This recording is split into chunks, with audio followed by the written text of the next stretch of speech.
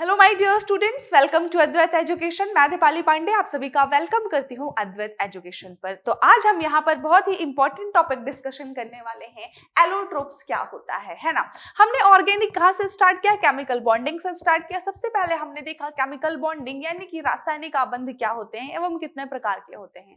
Clear, ये जानना जरूरी था क्योंकि अब हम हर बार पढ़ेंगे, हर एक प्रॉपर्टी में पढ़ेंगे कि कार्बन कोवैलेंट बॉन्ड बनाता है, कार्बन कोवैलेंट बॉन्ड बनाता है। तो अब हमने देख लिया कि एक्चुअल में कोवैलेंट बॉन्ड है क्या, साथ ही कितना स्ट्रॉन्ग होता है ना।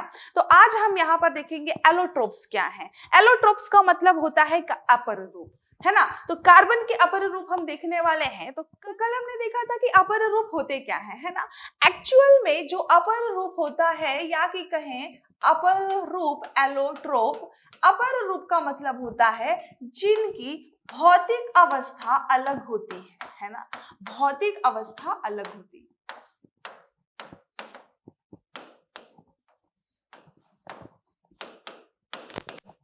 भौतिक अवस्था अलग अलग होती है किंतु जो आपकी केमिकल प्रॉपर्टी है वो सेम होती है। तो इंपॉर्टेंट क्या है यहाँ पर कि आपको पता होना चाहिए कि एलोट्रोप वो हैं जिनकी केमिकल प्रॉपर्टी सेम होती है किंतु आपकी फिजिकल प्रॉपर्टी डिफरेंट होती है।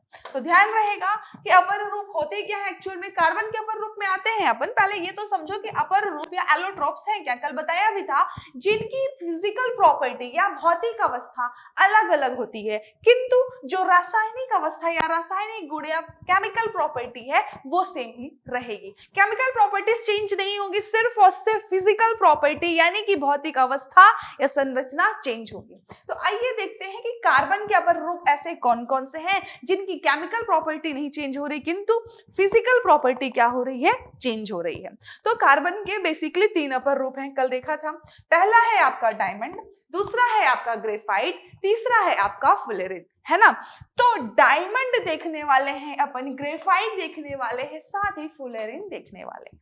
अब डायमंड यानी कि हीरा, भाई हीरे का नाम आते ही क्या ख्याल आता है, क्या सबका अलग अलग है। किसी को ज्वेलरी का ख्याल आता है, किसी को साइंस का ख्याल आता है ना, किसी को कुछ और ख्याल आता है। चलिए तो अपन देखते हैं कि हीरा की प्रॉपर्टीज क्या क्या है ना। हीरा तो सभी जानते हैं, देखे हैं नहीं देखे हैं डजंट मैटर, पर हीरा जो है क्या क्या प्रॉपर्टीज हैं एलोट्रोप्स ऑफ कार्बन में, इससे काफी क्वेश्चन बनते हैं। साइंस के लिए तो बहुत इंपॉर्टेंट है, हीरे से काफी क्वेश्चन बनते हैं, ग्रेफाइट से भी बनते हैं, फुलेरिन से भी बनते हैं। तो पहला टॉपिक अपन डिस्कस करने वाले हैं यहाँ पर डायमंड यानी कि हीरे की ऐसी क्या क्या प्रॉपर्टीज हैं कार्बन के अपर रूप की। तो पहला यहाँ पर देखते हैं डायमंड जो है आपका, पहली प्रॉपर्टी क्या कहती है डायमंड की, है ना। डायमंड इतना तो सभी को पता है कि सबसे हार्डेस्ट एलिमेंट है कि नहीं है, बहुत कठोर एलिमेंट है, कटिंग करना बहुत ही कठिन होता है इसकी, इसीलिए ये सबसे ज्यादा महंगा भी है। खैर पाया भी कम जाता है, माइंस भी कम है, लेकिन ये सबसे ज्यादा हार्डेस्ट होता है। तो हम कहेंगे पहली प्रॉपर्टी है डायमंड की कि ये मोस्ट हार्डेस्ट है। क्या है ये, मोस्ट हार्डेस्ट एलिमेंट है ना। मोस्ट हार्डेस्ट का मतलब है कि ये सबसे ज्यादा कठोर होता है, सबसे ज्यादा कठोर होता है। क्लियर, पहली प्रॉपर्टी है कि सबसे ज्यादा कठोर होता है। दूसरी प्रॉपर्टी कहती है कि ये जो है कार्बन का सबसे प्योरेस्ट फॉर्म है। जो डायमंड है हमारा कार्बन का प्योरेस्ट फॉर्म है, ध्यान दीजिएगा, carbon purest form is diamond, है ना। Carbon purest form is diamond. अब ये नहीं कहोगे आप, यदि क्वेश्चन बनता है एग्जाम में प्योरेस्ट फॉर्म ऑफ कार्बन तो आप कहोगे डायमंड, ना कि ग्रेफाइट एंड फुलेरिन, ठीक है। तो ये चीज हो गई। तीसरी बात आती है कि जो कार्बन का स्ट्रक्चर होता है एक्चुअल में वो कैसा होता है। तो कार्बन का जो स्ट्रक्चर है, कार्बन का जो स्ट्रक्चर है या मैं कहूं जो कार्बन की संरचना है वह कैसी होती है, ये क्वेश्चन आपके एग्जाम में पूछता है। तो कार्बन की जो संरचना है वह चतुष्फलकीय होती है। कैसी होती है बच्चों, चतुष्फलकीय होती है। अब चतुष्फलकीय कैसी होती है ये भी अपन देखेंगे, है ना। साथ ही पहले ये समझो कि इसको इंग्लिश में और क्या कहते हैं, टेट्राहाइड्रल। टेट्राहाइड्रल, या मैं कहूं टेट्रावैलेंट, है ना, क्या कहेंगे और टेट्रावैलेंट।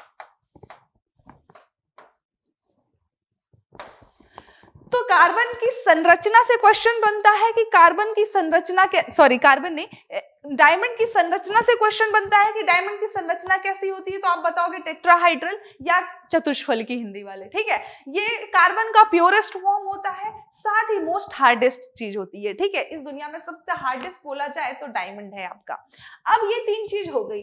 अब जैसा मैंने कहा कि संरचना इसकी चतुष्फलकी है, यानी कि टेट्राहाइड्रल है, तो इसकी संरचना है वो चतुष्फलकी क्यों है, आइए देखते हैं। क्लियर, ऊपर का हटा दूं, कोई नीड नहीं है उसकी, है ना। दो प्रॉपर्टीज हमने देख ली। चतुष्फलकी को मैं एक्सप्लेन करती हूं कि एक्चुअल में चतुष्फलकी कैसा होता है कार्बन।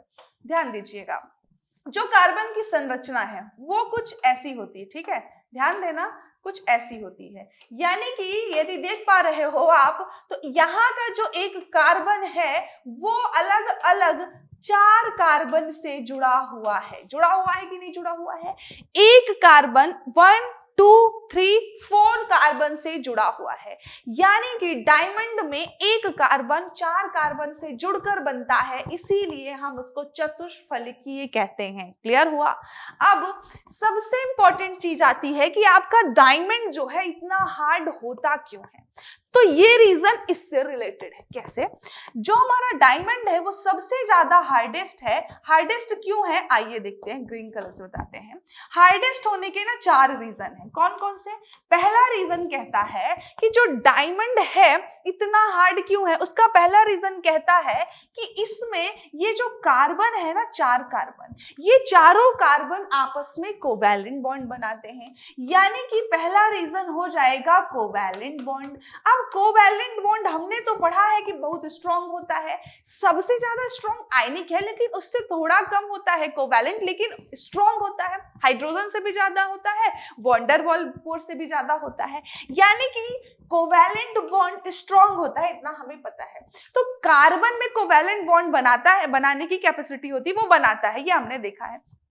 यहां पर माय डियर स्टूडेंट्स, कार्बन ध्यान से देखो, एक कार्बन 4 कोवैलेंट बॉन्ड बना रहा है, 1 2 3 4, यानी कि ये तो और स्ट्रॉन्ग स्ट्रक्चर हो गया, है कि नहीं। यानी कि जो आपको डायमंड दिख रहा है, इसके अंदर कुछ इस तरीके से कार्बन आपस में बंधे होते हैं। एक कार्बन 4 कार्बन से कोवैलेंट बॉन्ड बना करके होता है इसके अंदर, यानी कि कितना स्ट्रॉन्ग स्ट्रक्चर होगा। तो पहला रीजन कहेंगे कार्बन के हार्डेस्ट फॉर्म का कोवैलेंट बॉन्ड बनाना। दूसरा रीजन कहेंगे कि ये जो कार्बन और कार्बन के बीच एंगल बनता है, दिस एंगल, ये सबसे स्ट्रॉन्ग एंगल है। कितना एंगल होता है? 109 डिग्री 28 मिनट। यानी कि दूसरा रीजन हो गया बॉन्ड के बीच का एंगल, है ना। पूछता है आपका बॉन्ड एंगल, एग्जाम में पूछता है कि डायमंड में बॉन्ड के बीच में कितना एंगल बनता है, तो 2 कोवैलेंट बॉन्ड के बीच में डायमंड में 109 डिग्री 28 मिनट का कोण बनता है, जो कि सबसे कहना चाहिए हार्ड या स्ट्रॉन्ग एंगल है। बहुत स्ट्रॉन्ग एंगल होता है जिसको ब्रेक करना कठिन होता है। इस वजह से डायमंड की जो कहना चाहिए ना हार्डेस्ट प्रॉपर्टी है, वो इन दोनों में लाई करती है। तो सबसे ज्यादा इंपॉर्टेंट रीजन यदि मैं कहूं कि डायमंड के हार्ड होने का क्या है, तो होगा इसके बीच का बनने वाला एंगल, और दूसरा होगा कोवैलेंट बॉन्ड। साथ ही तीसरा रीजन कहता है कि ये हार्ड इतना क्यों है, क्योंकि जो कार्बन होता है माइंस में मिलता है, पाया जाता है, सभी को पता है ना। माइंस में कहाँ होता है, कितने अंडर प्रेशर में होता है कि नहीं होता है, कितना प्रेशर लग रहा होता है अर्थ द्वारा। तो इतने सारे अर्थ प्रेशर की वजह से भी ये क्या हो जाता है, pressure, earth pressure and temperature की वजह से क्या हो जाता है, ये कठोर हो जाता है, अर्थ प्रेशर एंड टेम्परेचर की वजह से। तो समझ आया कि ये क्यों इतना हार्ड होता है, इसके हार्ड होने का रीजन समझ आया कि नहीं आया। अब देखो, स्ट्रक्चर तो हमें समझ आ गया था कि चतुष्फलकी हम क्यों कहते हैं, है ना। समझ आया था कि नहीं आया था क्यों कहते हैं। लेकिन अभी यहाँ पर हमने आपके डायमंड के हार्डेस्ट होने का रीजन 4 हम देख रहे हैं, है ना। तो चतुष्फलकी का रीजन समझ आया, क्योंकि एक कार्बन 4 कार्बन से मिलकर बना होता है, इसीलिए क्या है आपका कार्बन चतुष्फलकी स्ट्रक्चर कहलाता है, या कहेंगे टेट्राहाइड्रल या टेट्रावैलेंट स्ट्रक्चर रखता है। साथ ही कार्बन के हार्डेस्ट होने का रीजन एग्जाम में पूछेगा, तो रीजन है कोवैलेंट बॉन्ड। एंगल अलग से पूछता है तो आप बता सकते हो 109 डिग्री 28 मिनट, यानी कि 109 डिग्री 28 मिनट का कोण सबसे स्ट्रॉन्ग एंगल है जो कि कोवैलेंट बॉन्ड के बीच में बन रहा है, दो कार्बन के बीच में यहाँ पर ये एंगल, इसलिए क्या है, ये सबसे हार्डेस्ट एलिमेंट कहलाता है। साथ ही ये इतने प्रेशर में रहता है कि जिसकी वजह से इतना ताप एवं दाब पड़ता है कि वो हार्ड हो जाता है। 3 रीजन हुए। चौथा रीजन कहता है, फोर्थ पॉइंट कहता है कि जो कार्बन का स्ट्रक्चर है वो टेट्राहाइड्रल होता है ना, टेट्राहाइड्रल होता है, जिसकी वजह से कार्बन 4 कार्बन से जुड़ा होकर के और स्ट्रॉन्ग बन जाता है ना। यहाँ पर आप देख पा रहे हो कि कार्बन कितने कोवैलेंट बॉन्ड बना रहे हैं, 1 2 3 4।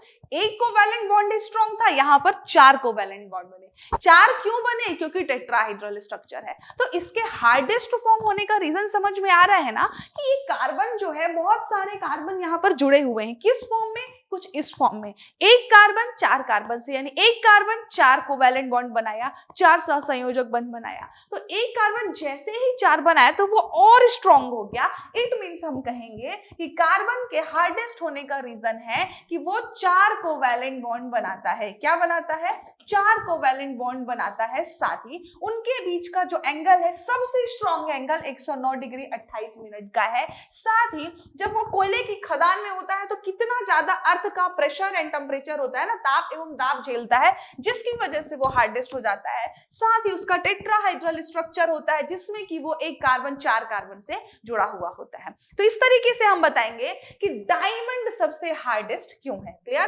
क्वेश्चन कुछ भी आए बन जाएगा, है कि नहीं? क्वेश्चन पूछता है कि कार्बन जो है, कार्बन का ऐसा कौन सा अपर रूप है जो टेट्राहाइड्रल स्ट्रक्चर देता है, तो आप बताओगे डायमंड देता है। साथ ही पूछेगा कि डायमंड में एंगल कितना होता है बॉन्ड्स के बीच में, आप बताओगे 109 डिग्री 28 मिनट का। साथ ही कहता है कि कितने कोवैलेंट बॉन्ड बनाता है डायमंड, ये भी क्वेश्चन बनता है। कोवैलेंट बॉन्ड का भी बनता है, साथ में ये भी बनता है कि नंबर ऑफ कोवैलेंट बॉन्ड कितने हैं, तो आप बताओगे 4 कोवैलेंट बॉन्ड बनाता है क्या? डायमंड। ठीक है, ये सब इंपॉर्टेंट थे। नेक्स्ट पूछता है यूजेस क्या है ना। यूजेस पूछता है, तो डायमंड का यदि मैं यूजेस की बात करूं कि क्या क्या यूज है डायमंड के या क्या क्या उपयोग है, तो पहले तो आप ये समझो कि डायमंड जो है, डायमंड कितने कलर का होता है ना, ये समझना जरूरी है। डायमंड कई कलर के होते हैं एक्चुअली, ठीक है। तो डायमंड का कई कलर है, जिसमें कि जो सबसे महंगा डायमंड है वो कौन सा है आपका? लाइट ब्लू कलर का। लाइट ब्लू कलर का डायमंड जो है वो सबसे लाइट ब्लू कलर का जो डायमंड है वो सबसे ज्यादा क्या होता है? एक्सपेंसिव होता है या कि महंगा होता है। क्लियर?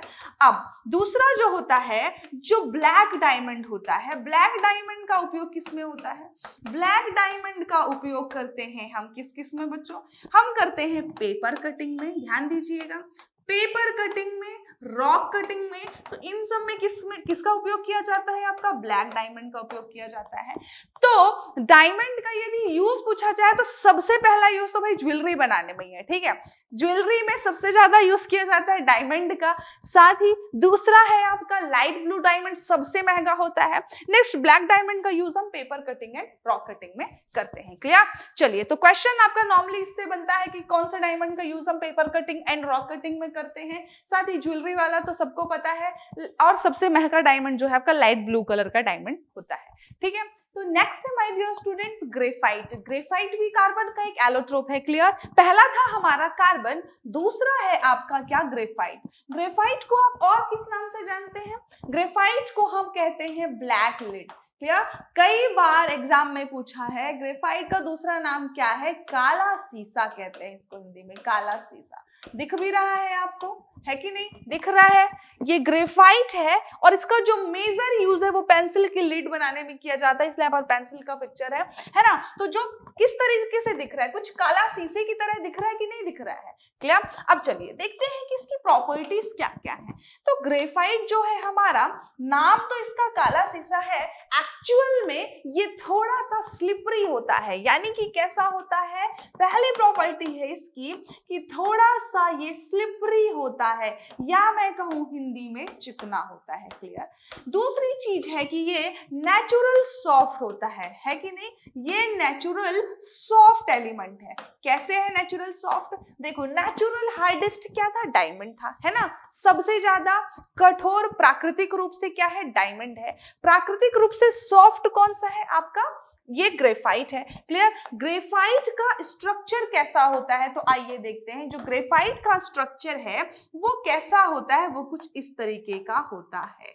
ध्यान दीजिएगा, वहां पर हमने देखा था कि एक कार्बन 4 कार्बन से मिलकर बना हुआ है। डायमंड में टेट्राहाइड्रल स्ट्रक्चर था, साथ ही एक कार्बन 4 कार्बन से मिल रहा था। यहां पर एक कार्बन जो है 3 कार्बन से मिलकर के बन रहा है। साथ ही यहां पर इनके बीच में जो बनने वाला एंगल है, ध्यान देना, वो 120 डिग्री का होता है। क्लियर।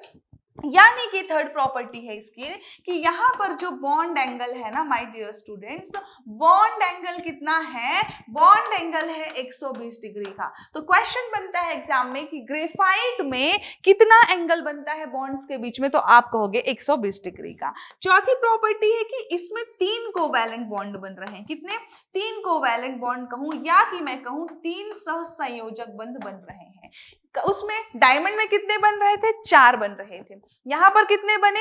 3 बने। ध्यान देना, यदि कार्बन के आउटर मोस्ट सेल में 4 इलेक्ट्रॉन होते हैं, कितने होते हैं? 4 इलेक्ट्रॉन होते हैं, और यहां पर सिर्फ 3 ही कोवैलेंट बॉन्ड बन रहे हैं, यानी कि 1 इलेक्ट्रॉन हो गया फ्री। जबकि डायमंड में 4 के चारों क्या बना ले रहे थे? कोवैलेंट बॉन्ड, जिसकी वजह से उसका हार्डेस्ट फॉर्म आ रहा था, है ना। जबकि यहां पर 3 बनाए, यानी 1 हो गया फ्री इलेक्ट्रॉन। डायमंड में नंबर ऑफ फ्री इलेक्ट्रॉन्स 0 थे। ध्यान दीजिएगा मेरी बात को, डायमंड में नंबर ऑफ फ्री इलेक्ट्रॉन्स 0 थे, जबकि ग्रेफाइट में नंबर ऑफ फ्री इलेक्ट्रॉन कितने हो गए? नंबर ऑफ फ्री इलेक्ट्रॉन यहां पर हो गया 1। हुआ कि नहीं हुआ? फ्री इलेक्ट्रॉन है यहां पर 1, यानी कि एक स्ट्रक्चर में कुछ एक फ्री इलेक्ट्रॉन है। तो ऐसे ना जाने कितने स्ट्रक्चर मिलकर के बनता है आपका ग्रेफाइट, और ग्रेफाइट वैसे भी कुछ लेयर्स के फॉर्म में होता है, आगे बताती हूं, है ना। तो यहां पर नंबर ऑफ फ्री इलेक्ट्रॉन जैसे ही आया, इट मींस यानी कि एक फ्री इलेक्ट्रॉन है, यानी कि ये क्या होगा? विद्युत का सुचालक होगा। क्या होगा? विद्युत का सुचालक होगा। ध्यान दीजिएगा, जबकि आपका डायमंड क्या था? विद्युत का कुचालक था। क्यों? क्योंकि वहां पर बिल्कुल भी नंबर ऑफ फ्री इलेक्ट्रॉन्स नहीं थे। तो क्वेश्चन बनता है कि कार्बन का ऐसा कौन सा अपर रूप है जो विद्युत का कुचालक है? तो आप क्या कहोगे? वो है डायमंड। और ऐसा कौन सा अपर रूप है जो विद्युत का सुचालक है? तो वो है आपका ग्रेफाइट, है कि नहीं। ग्रेफाइट में बॉन्ड्स के बीच में एंगल कितना बनता है? तो 120 डिग्री का बनता है। क्लियर। साथ ही यहां पर नंबर ऑफ फ्री इलेक्ट्रॉन कितने होते हैं? तो 1 होते हैं। नंबर ऑफ कोवैलेंट बॉन्ड कितने होते हैं? तो 3 होते हैं। ये इंपॉर्टेंट है, यहाँ पर नंबर ऑफ कोवैलेंट बॉन्ड कितने होते हैं? 3 होते हैं। क्लियर हुआ? तो क्या क्या क्वेश्चन बनेगा आपको? बन जाएगा। देखो, यहाँ पर देखने से ही समझ में आ रहा है कि कुछ ये काला और क्रिस्टल टाइप है ना, ब्लैक क्रिस्टल टाइप, इसलिए इसको हम ब्लैक लेड भी कहते हैं, है ना। तो दूसरा नाम हमको याद हो गया, और क्लियरली दिख रहा है कि पेंसिल में कुछ सेम ऐसा यूज हो रहा है, यानी इसका यूज जो है पेंसिल में है ना। साथ ही ये छूने में चिकना होता है ना। छूने में चिकना क्यों होता है? आइए देखते हैं।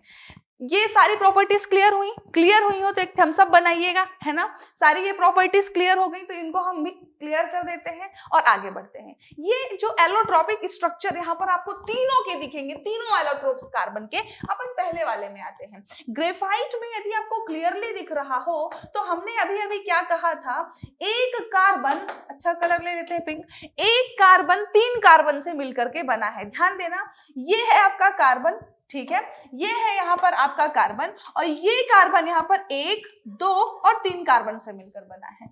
ये कार्बन भी यहाँ पर कितने कार्बन से? 1, 2 और यहां से एक और चेंज आएगी 3, है ना। ये कार्बन भी कितना? 1, 2, 3। ये कार्बन कितना? 1, 2, 3। तो ये चीज क्लियर हुई कि ग्रेफाइट में एक कार्बन 3 कार्बन से मिलकर के बनता है, साथ ही कुछ ऐसा एक लेयर फॉर्म करता जाता है।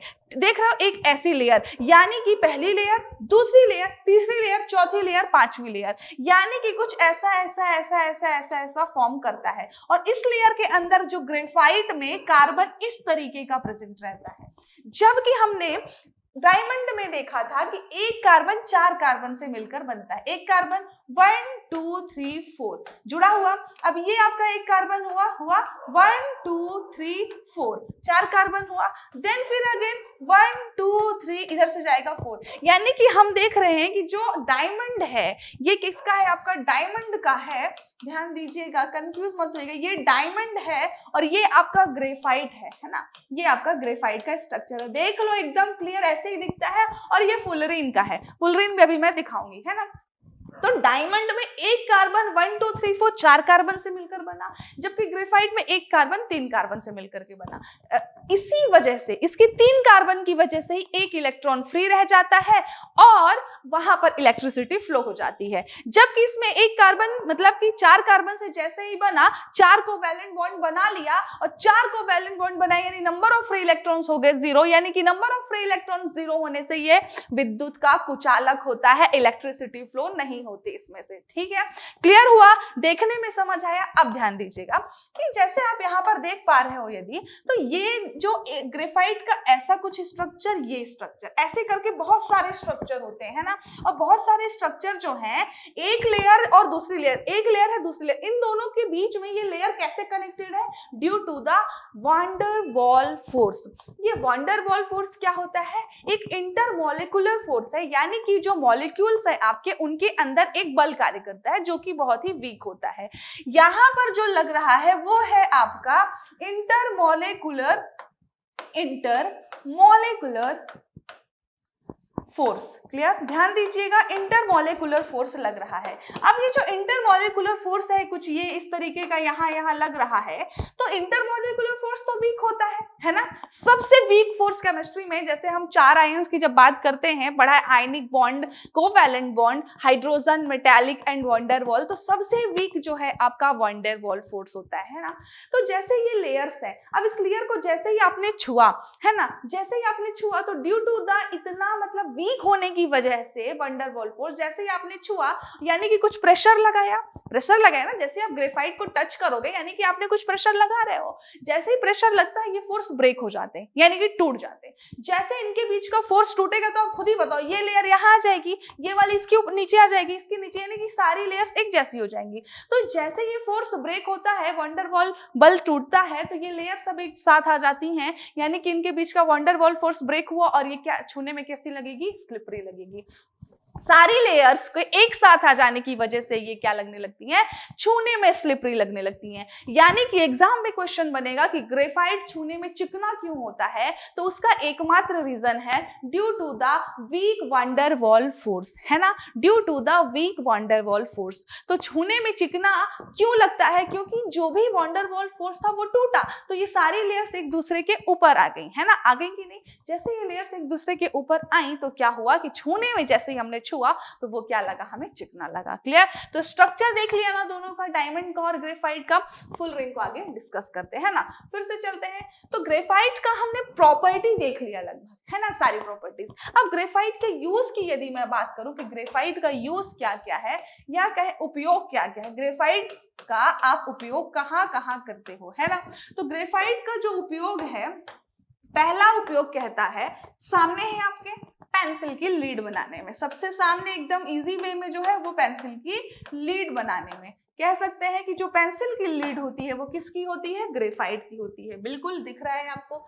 दूसरा जो इंपॉर्टेंट है, ये जो होता है न्यूक्लियर मॉडरेटर, न्यूक्लियर मॉडरेटर में यूज किया जाता है। इसका मतलब है कि मंदक के रूप में यूज किया जाता है। मंदक क्या होता है, जो आपकी परमाणु भट्टी होती है, परमाणु भट्टी में हम एज अ मंदक इसको यूज करते हैं। ध्यान दीजिएगा, परमाणु भट्टी में क्वेश्चन बनता है कि किसमें यूज किया जाता है, पूछ लेता परमाणु भट्टी जो है उसमें मंदक के रूप में, मॉडरेटर के रूप में आप किसका यूज करते हो, तो ग्रेफाइट का यूज करते हो। थर्ड यूज आता है आपका कि ये एज अ लुब्रिकेंट यूज किया जाता है, एज अ लुब्रिकेंट। लुब्रिकेंट क्या होता है, जो बड़ी बड़ी मशीनें होती हैं फैक्ट्रीज वगैरह, उनमें लुब्रिकेंट्स की नीड होती है ना, ड्यू टू, ताकि हम लेस फ्रिक्शन हो, है ना, फ्रिक्शन कम करने के लिए हम लुब्रिकेंट्स डालते हैं। तो थोड़ी फिजिक्स है, लेकिन जैसे ही लुब्रिकेंट्स हम जो यूज कर रहे हैं वो एक्चुअल में किससे बनाते हैं, हम ग्रेफाइट से बनाते हैं। तो ये 3 बेसिक यूज है इसके जो पूछे जाते हैं एग्जाम में। आइए नेक्स्ट देखते हैं कि फुलरिन का स्ट्रक्चर कैसा है ना। तीसरा एलोट्रोप है कार्बन का फुलरिन। फुलरिन जो है, ये जो है फुलरिन का मतलब ही होता है, ध्यान दीजिएगा, C60। क्या होता है डियर स्टूडेंट्स? C60। C60 का मतलब क्या है कि एक कार्बन डायमंड में 4 से जुड़ रहा था, ग्रेफाइट में 3 से जुड़ रहा था। भैया यहाँ पे ले लो, एक कार्बन 60 कार्बन से जुड़ के बन रहा है। समझ पा रहे हो? ये जो फुटबॉल टाइप का आपको स्ट्रक्चर दिख रहा है, कहीं पर वो हेक्सागोनल होता है, कहीं पर पेंटागोनल होता है, कहीं पर कैसा, ऐसा कर करके ये पूरा स्ट्रक्चर बनाता है और एक फुटबॉल के रूप में ये स्ट्रक्चर तैयार होता है जो कि 60 कार्बन से मिलकर के बना होता है। तो ये 60 कार्बन मिल करके क्या बनाते हैं? ये कुछ ऐसा फुटबॉल टाइप का स्ट्रक्चर बनाते हैं। इसकी जो है, इसकी फुटबॉल जैसे स्ट्रक्चर की वजह से इसको हम और क्या कहते हैं माय डियर स्टूडेंट्स? तो हम इसको बक बॉल कहते हैं। क्या कहते हैं? बक बॉल। ये भी एग्जाम में पूछता है। ये क्या है? फुटबॉल की जैसा दिख रहा है ना, इसलिए हमने इसका नाम रखा बक बॉल। अब बक बॉल क्यों नाम रखा? क्योंकि इसकी जो खोज है वो बकमिनिस्टर ने करी थी। किसने करी थी? बकमिनिस्टर नाम के साइंटिस्ट ने इसकी खोज करी थी, इसलिए हम इसको बकमिनिस्टर फुलरिन भी कहते हैं। क्या कहते हैं? बकमिनिस्टर फुलरिन। क्लियर? अब फुलरिन क्या है? तो ये कुछ ऐसा फुटबॉल टाइप का स्ट्रक्चर। क्वेश्चन क्या बनता है? कार्बन का ऐसा एलोट्रोप जिसमें 60 कार्बन मिलकर के बनते हैं, वो क्या होता है? तो आपका फुलरिन होता है। क्लियर हुआ? चलिए, तो वहां पर 4 थे, सबसे शुरू डायमंड में, फिर ग्रेफाइट में 3 हुए और फुलरिन में कितने हुए? 60 कार्बन। नेक्स्ट कहता है कि जो आर्टिफिशियल फुलरिन है, क्लियर, ध्यान दीजिएगा, जो आपका आर्टिफिशियल फुलरिन है उसको हम क्या कहते हैं? जो आर्टिफिशियल फुलरिन है उसका नाम है ग्रेफीन। क्या नाम है? ग्रेफीन। बहुत इंपॉर्टेंट क्वेश्चन है और बहुत बार क्वेश्चन पूछा जा चुका है। ध्यान दीजिएगा, सबसे ज्यादा इससे क्वेश्चन बना है। क्या बना है कि ग्रेफीन का यूज किसमें होता है? जो बुलेट प्रूफ जैकेट्स होती है ना आपकी, बुलेट प्रूफ जैकेट्स में हम किसका यूज करते हैं? हम इसका फुलरिन के आर्टिफिशियल फॉर्म का करते हैं। ध्यान दीजिएगा, क्वेश्चन बनता है, 4 ऑप्शन रहेंगे, बुलेट प्रूफ जैकेट में निम्नलिखित में से किसका उपयोग किया जाता है? तो फुलरिन भी रहेगा, ग्रेफीन भी रहेगा, तो आप आंसर क्या दोगे? ग्रेफीन। क्योंकि जो फुलरिन है ये नेचुरल फॉर्म है। क्या है ये? नेचुरल फॉर्म ऑफ कार्बन है ना, नेचुरल फॉर्म है, जबकि जो आपका ग्रेफीन है ये आर्टिफिशियल फॉर्म है। तो ध्यान देने वाली बात है कि फुलरिन ऑप्शन में नहीं देना है, क्योंकि फुलरिन का उपयोग तो अलग है। फुलरिन का जो उपयोग करते हैं हम, ध्यान दीजिएगा, भूलिएगा मत, फुलरिन का उपयोग हम नैनो टेक्नोलॉजीज में करते हैं। नैनो टेक्नोलॉजीज में करते हैं, जिसमें कि हम माइक्रोचिप्स वगैरह बनाते हैं। इसके थ्रू क्या बनाते हैं? माइक्रोचिप्स। यानी कि फुलरिन का उपयोग माइक्रोचिप्स में, जबकि फुलरिन का आर्टिफिशियल फॉर्म जो हुआ ग्रेफीन, उसका उपयोग हम बुलेट प्रूफ जैकेट में करते हैं। तो कई बार क्वेश्चन पूछा है कि बुलेट प्रूफ जैकेट में किसका उपयोग करते हैं, तो हम कहेंगे बुलेट प्रूफ जैकेट में हम फुलरिन के आर्टिफिशियल फॉर्म ग्रेफीन का उपयोग करते हैं। तो जैसे अभी वाला स्ट्रक्चर हमने देखा था, तो ये देखो फुटबॉल टाइप दिख रहा है, इसमें कार्बन कैसे जुड़ा हुआ है? टोटल 60 कार्बन होंगे। ऐसे कितने होंगे? 60 कार्बन, और जुड़ करके कैसा स्ट्रक्चर बनाते हैं? कुछ फुटबॉल टाइप का। फुटबॉल टाइप बनाते इसलिए हम इसको बक बॉल कहते हैं। क्लियर? इसका एक और नाम बोला जाए तो बकमिनिस्टर फुलरिन भी कहते हैं। बकमिनिस्टर फुलरिन इसको क्यों कहते हैं? क्योंकि बकमिनिस्टर नाम के साइंटिस्ट ने इसकी खोज करी थी। एक क्वेश्चन और बनता है कि जो ये आपका आर्टिफिशियल फॉर्म है ना, जो आपका आर्टिफिशियल फॉर्म है फुलरिन का, ग्रेफीन, इसकी खोज किसने करी थी? तो इसकी खोज जो है गिल नाम के साइंटिस्ट ने करी थी, सन 2000 में करी थी। रिसेंटली ही ये खोजा गया है ये फॉर्म। सन 2000 में आर्टिफिशियल फुलरिन यानी ग्रेफीन की खोज करी किसने? गिल नाम के साइंटिस्ट ने करी। क्लियर हुआ? आज हमने कार्बन के 3 एलोट्रोप्स देखे, जिससे कि सबसे ज्यादा क्वेश्चन बनता है एग्जाम में, है कि नहीं? डायमंड का देखा हमने, ग्रेफाइट देखा एंड फुलरिन देखा। अब डायमंड में हमने क्या क्या देखा? डायमंड का स्ट्रक्चर देखा है ना, हार्डेस्ट क्यों होता है उसका रीजन देखा, साथ ही ग्रेफाइट क्या है, उसके यूजेस क्या है ये भी देखा। आपका फुलरिन क्या है, उसके यूजेस क्या है। अब क्वेश्चन जो है मैंने बता दिया कि तीनों से किस किस तरीके के क्वेश्चन बनते हैं। आई होप आपको काफी अच्छे से क्लियर हुआ होगा, है ना। तो चलिए स्टूडेंट्स, मिलते हैं नेक्स्ट लेक्चर में कुछ नए टॉपिक या कि नए क्वेश्चंस के साथ। Thank you class.